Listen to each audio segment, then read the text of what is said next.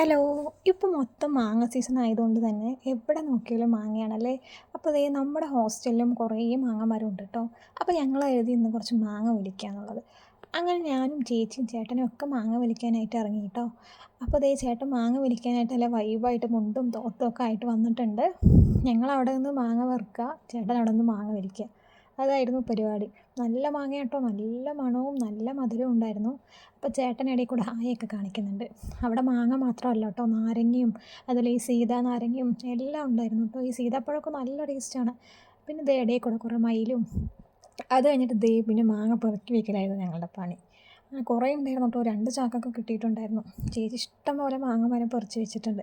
ചേട്ടൻ പിന്നെ ഇവിടെ വീഡിയോ എടുക്കണ കാരണം കുറേ ആക്ഷൻ കാണിക്കാം കേട്ടോ. മാങ്ങയൊക്കെ ഒരുപാട് താഴെ ആയതുകൊണ്ട് നിന്ന് പറിക്കാം, കിടന്ന് പറിക്കാം, ഇരുന്ന് പറിക്കാം എന്നൊക്കെ പറഞ്ഞ് ഫുള്ള് കോമഡി ആയിരുന്നു കേട്ടോ. സത്യം പറഞ്ഞാൽ മാങ്ങ വലിക്കണേക്കാൾ നല്ലത് അവിടെ ഫുള്ള് കോമഡി ആയിരുന്നു. അപ്പോൾ അതേ മാങ്ങയൊക്കെ കഴുകി കഴിച്ചു. നല്ല ടേസ്റ്റ് ഉണ്ടായിരുന്നു കേട്ടോ, നല്ല മധുരം ഉണ്ടായിരുന്നു, അടിപൊളി ടേസ്റ്റ്. അപ്പോൾ അടുത്ത വീഡിയോയിൽ കാണാം.